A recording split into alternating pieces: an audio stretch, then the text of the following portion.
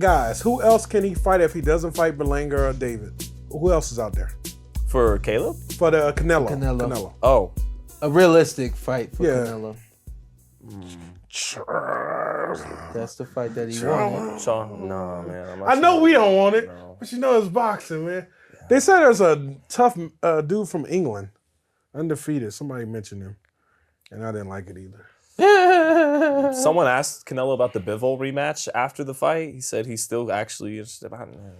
No. Not interested. Is Canelo run out of opponents? Yes. That's another reason to take the Benavidez fight. It's like Floyd's last meaningful opponent was Canelo, and he fought Maidana twice and Berto after that. Damn. You know, like Maidana is, but that last like legacy defining fight. Yeah. And Canelo's like, well, you guys will always cook up someone else. Well, that's how it works when you're the best fighter in the sport. Like LeBron still had to play Jokic a couple weeks ago.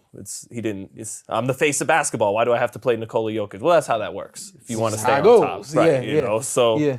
But all the more reason to fight Benavidez. It's not like there's these great other options there. And light heavyweight, I think he found out is a bit too much for him. Mm-hmm. He got the title against Kovalev. Mm-hmm. Okay, good job there. Mm-hmm. But it's just Benavidez or Berlanga. It feels they could do Charlo if they so please. What if he finally picks Boo Boo? Would y'all be mad? Yeah. I mean, I know. Boo Boo didn't. I'm just saying he didn't earn the fight. I know, but that's when you Canelo Floyd level, you pick who you want to fight. I don't think he's gonna do that one though. Diego Pacheco's too young. Pacheco's too young. Yeah. Dave Morrell. He went up to light heavyweight and gigantic risk, no reward. Yeah. Yeah. Yeah. What else? What about there is no one. Christian Mabili? Which is why that'd be a fun 4-round knockout for Canelo. That kid's strong. He is strong, but he gets hit. Yes, he does. He'd walk right into a buzzsaw with Canelo. Ooh. Yeah, that's why I said Canelo won't fight another 3 or 4 more years. You know, fighters talk. So Right. I respect Canelo. He should think that way. You don't want to start thinking I only got 1 year 100%. left. Very true. Earl Spence? No. Oh yeah, we didn't. Terrence Crawford. Oh yeah. We gotta fight. Terrence Crawford. I'm hyped again. Let's see how Crawford looks at 54. Yeah. Right?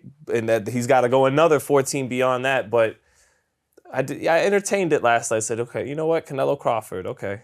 All right. I'm game. Okay. We're back, technically, and I know this may follow me though. Technically, he only has to go to 161. Crawford? To be at the 168 division. Because he don't have to make... That's true. Yeah, okay, I see you know, no one ever does that though. But what I'm saying is you don't want to do things that don't make sense. Yeah. Let's say hypothetically he walks around, let's say he's walking around at 170. Mm-hmm. You're walking at 170, which means once you start moving, you're moving at 160, 165. So there's no need for you to be 168 just because the weight class is 68. Right. Be 165 because that's where your body is at optimal. Be 63 because that's your body at optimal.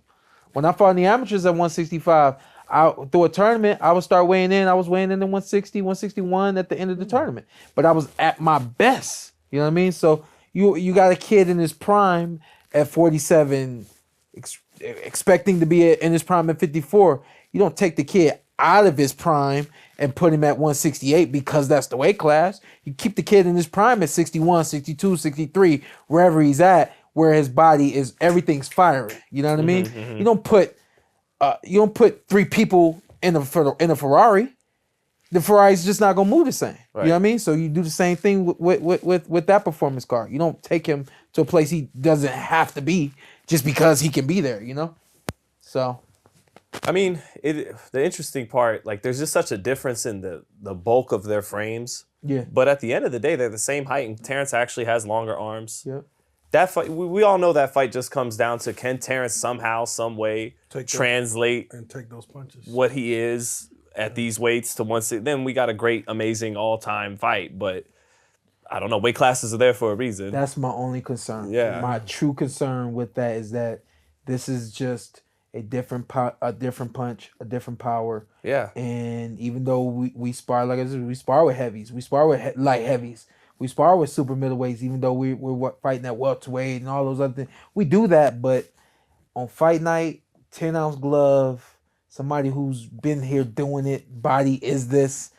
Technically, they are this. You know what I mean? Really throwing the heat, not sparring. Yeah. How special does it make Terrence Crawford to beat Canelo Alvarez? Oh my God. That puts him like in a Sugar Ray Hey, Robinson and type hold of on. conversation, right? Hey, if anybody can do it, Yeah. it's Terrence Crawford. Yeah. I just seen this dude beat up a fan just like an hour ago. I texted him and said, "You're a bully." But if anybody could do it, this guy could do it. And how that put him up there with who? I'm the best of the best, you know. Dang. Yeah. That'll be crazy. Mm-hmm. And you have nothing else to prove. Walk away, buddy. Yeah. Because this I think you feel what's special about it because we weren't close to Mayweather. You know what I mean? Like we aren't Mayweather's age. We're still looking up to Mayweather. Like with Terrence, even if we didn't know Terrence, we still like we're eye to eye with Terrence. Like you know what I mean? Like we're the same age. We're the same everything. Like you are our generation. Yeah, we You know what I living mean? in this moment. Yeah, so like it's like you're living in this moment and you're realizing like, damn, like he does this and this puts him in a conversation. Win, lose, or draw puts him in a conversation with Robinson and those greats. That's pretty amazing. Obviously, win and that certainly puts him in that conversation. But you know, I think it's amazing. Yeah, yeah. They asked my Mount Rushmore about since we're talking about the grid. What do we think? I got in the Mount Rushmore boxes Sugar Ray Robinson, Muhammad Ali, Henry Armstrong. Do you? And Floyd Mayweather. You got Henry Armstrong. The man, 126, 135, 147, all at one moment when there was only one belt. Yeah. I think, but yeah, I mean, you could replace him with a couple of other great, all-time great guys, Sugar Ray Leonard or Archie Moore or Joe Louis or. I was in communications with somebody. I need to get back in communication with them about portraying Henry Armstrong in a film. You would play Henry in the film? Yeah. Well, he did. I read and there's some tape, but that he did a lot of things you used to do. Get underneath. That's what everybody. Yeah, that's what everybody says to me.